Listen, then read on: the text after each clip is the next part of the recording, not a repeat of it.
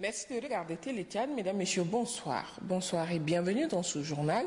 Un journal presque entièrement consacré à la fête de la liberté et de la démocratie. À 72 heures donc de cette fête, l'équipe de l'ONRTV est déjà sur le terrain où il se prépare activement. Objectif, vous faire vivre en direct les festivités marquant le 22e anniversaire de la liberté et de la démocratie. Saint-Tige Mantar. Plus de 1000 km de route, tantôt bitumée, tantôt aménagée pour atteindre la ville de Biltine.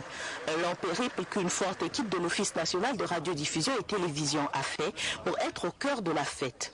Le travail à abattre est colossal et les défis sont grands. Alors dès le lendemain, première réunion. On ne peut pas relever ces défis si on ne travaille pas dans la discipline. Les tâches reparties, les équipes se déplacent sur le terrain. Le défi pour les jours à venir, faire vivre la fête aux Tchadiens et au monde. Une grande ambition, tout aussi grande que la conviction qui anime à l'ONRTV. Nous sommes près de 60 hommes et femmes aujourd'hui ici à Biltine. Et cela représente un investissement colossal qui grève considérablement le budget de l'ONRTV, mais c'est toujours pour la bonne cause. Nous sommes ici à Biltine et le relief ici il est accidenté et ça pose quelques soucis techniques pour la retransmission en direct, mais notre territoire, il est notre territoire, on ne peut pas le changer, il faut faire avec, c'est pourquoi nous avons acquis du nouvel matériel pour faire face à ce relief qui est accidenté. Donc chaque jour nous investissons encore davantage. Vous savez que nous venons d'acquérir du nouvel matériel du côté de la télévision pour la retransmission en direct, qui s'appelle le Flyaway, qui a la particularité, sinon la possibilité de nous déployer le plus rapidement possible dans les recoins les plus difficiles. L'ONRTV a couvert les précédentes éditions de la Fête de la Liberté et de la Démocratie, des expériences enrichissantes pour améliorer sa prestation cette année. Dans le reportage qui va suivre, l'armée belga de la guerre vous amène à la découverte de Biltine. Biltine qui va être sous le feu des projecteurs le mercredi prochain. Suivez plutôt la carte postale de la ville de Biltine. La ville de Biltine, chef-lieu de la région de Wadifira, a été bâtie vers 1912. Elle est riche en culture, diverse par sa population. Mais la ville en question, là où nous sommes avant, ce n'était pas une ville, mais plutôt c'était un plateau. Un terrain nu sur lequel il y avait un wadi, le wadi de Biltine actuel qui le traversait. Et, tout le long de ce plateau, les gens ils pratiquaient leur culture. Et à l'intérieur maintenant de ce plateau-là, en plus des wadéens qui entouraient durablement cette ville, il y avait également des éleveurs d'autres communautés, par exemple, il y avait les Arabes qui venaient ici, ils vivaient aussi dans ce plateau-là, surtout à la recherche du pâturage et de l'eau, qu'ils utilisaient beaucoup plus du wadi de Biltine. Biltine fait partie de Wadifira, érigée en région en 2001. Sa population, qui est estimée à plus de 18 000 âmes, vit de l'agriculture et de l'élevage. La ville compte 4 arrondissements et 52 quartiers. Et la commune de Biltine est frontalière par des montagnes. Comme vous voyez, il y a Kounyan du côté sud, il y a Tarman du côté ouest, Boursa au côté nord, Maïlon au côté est. La région de Wadifira compte 4 départements, 14 sous-préfectures et plusieurs cantons et sultanats. Voilà la carte postale de la ville de Biltine. Biltine qui accueille les festivités du 22e anniversaire de la journée de la liberté et de la démocratie.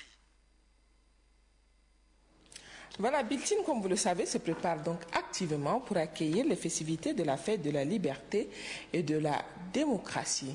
Ganda Taou Amia s'est promené dans la ville, il a pris pour vous le pouls de la ville. Son reportage.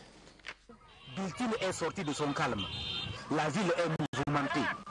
Des délégations entières font des parades en ville pour marquer leur présence.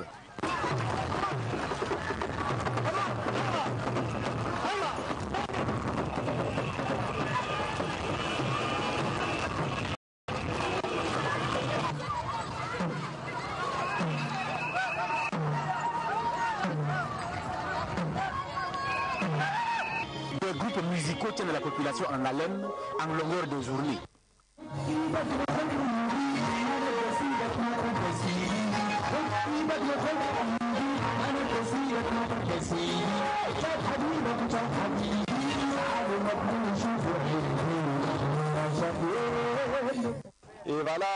la fête de Biltine est proche. Maintenant, on est proche de fête. On a vu vraiment beaucoup de gens et ici, ça aligne très bien. On a vu devant vous aussi, il y a beaucoup de gens sur le chameau. Et les gens sont en train de danser, il y a beaucoup de gens, on est tous contents. Pour intéresser toutes les tranches d'âge à la fête, rien n'a été laissé au hasard. Des jeux socio-éducatifs sont organisés à l'intention des jeunes. Ce n'est qu'un avant-goût de la fête. Les festivités de Biltine s'annoncent belles, grandioses et riches en couleurs. Voilà, ce sont les reportages consacrés à la 22e édition de la Fête de la Liberté et de la Démocratie. Fête donc se prépare activement à accueillir la ville de Biltine. Dans le reste de l'actualité nationale, le 7e sommet des chefs d'État et des gouvernements des pays d'Afrique, des Caraïbes et du Pacifique, sommet placé sous le thème « L'avenir du groupe ACP dans un monde de mutation ». Défis et opportunités, c'est arrivé samedi à Malabo, en Guinée équatoriale. Mamadou Ngartomia était à Malabo, son reportage. Les 79 États membres du groupe ACP, dont fait partie le Tchad, ayant en commun des caractéristiques culturelles, historiques et économiques, réunis à Malabo du 13 au 14 décembre 2012, sont d'accord pour créer des conditions nécessaires pour faire du groupe ACP un acteur influent de la gouvernance économique et politique face aux défis de l'heure. C'est ainsi qu'ils se sont engagés à soutenir la paix et la sécurité et à lutter contre le terrorisme, le fanatisme religieux, la piraterie, les trafics de stupéfiants et d'êtres humains qui affectent dangereusement la souveraineté et l'intégrité territoriale des États. Ils ont en outre déploré l'émergence ou la persistance des crises dans la zone sahélo-saharienne et dans la région des Grands Lacs. Dans leur engagement à atteindre les objectifs du millénaire pour le développement OMD, les États ACP ont insisté sur le développement des infrastructures, celui du commerce, le développement des renouvelables et de l'agriculture. Dans le domaine agricole, ils entendent accroître la productivité agricole grâce à une meilleure gestion des terres, grâce à une gestion des terres cultivables et des ressources en eau, faciliter à une alimentation saine aux populations les plus vulnérables. Tout en se félicitant de l'amélioration des performances macroéconomiques dans la plupart des États membres, le groupe ACP envisage de plaider pour la mise en place des mécanismes régionaux d'intégration économique pouvant faciliter la promotion des échanges, le brassage, la croissance économique et la création d'emplois. Pour mieux renforcer le partenariat avec l'Union européenne et la coopération intra-ACP, les pays ACP restent attachés au Fonds européen de développement FED, qui constitue à leurs yeux le principal instrument financier efficace pour la mobilisation de l'aide au développement en faveur des États ACP. Les pays ACP entendent également œuvrer collectivement et de manière très solidaire pour de nouvelles opportunités en vue de répondre aux nombreux défis d'un monde en mutation, comme l'indique le thème du 7e sommet de Malabo. Dans le cadre de ce nouveau partenariat stratégique qui se veut dynamique pour les ACP, le développement durable ne peut se réaliser que dans un environnement de paix et de stabilité, de bonne gouvernance et de culture démocratique. Clôture cet après-midi à Darda de l'atelier de conception et d'élaboration des manuels didactiques à l'usage des écoles coraniques du Tchad. Placé sous le patronage du ministre de l'enseignement primaire et de l'éducation civique, cet atelier a été organisé grâce au concours de l'UNICEF. Estelle Abdelkader. Élaborer et adopter un programme pour les écoles coraniques modernes au Tchad, c'est l'objectif de ce présent atelier. Ainsi, pendant 10 jours, les participants ont examiné, étudié et élaboré un projet de manuel didactique de ces écoles.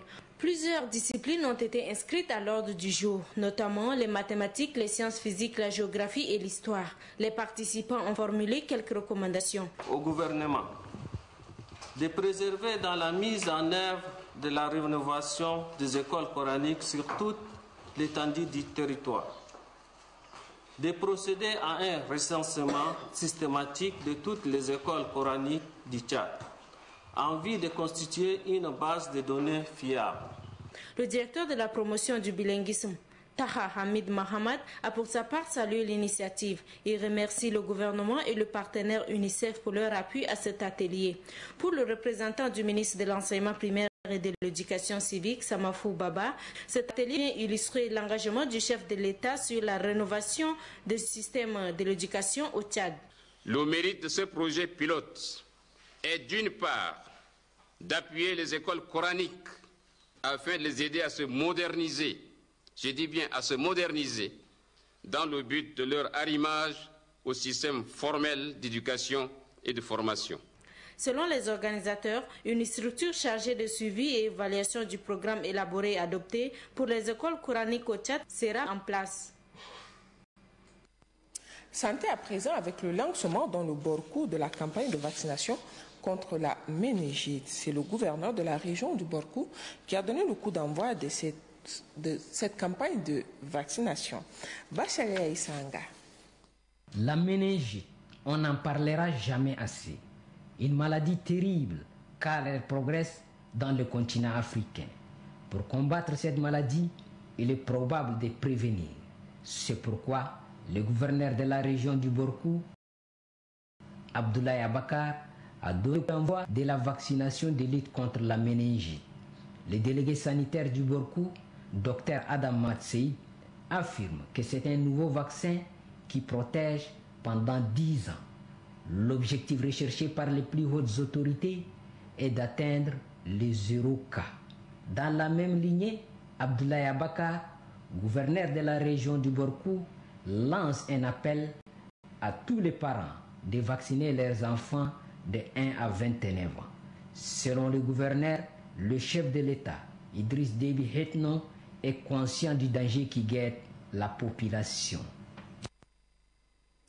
Pour terminer du sport, la Fédération tchadienne de football a un nouveau bureau exécutif depuis hier.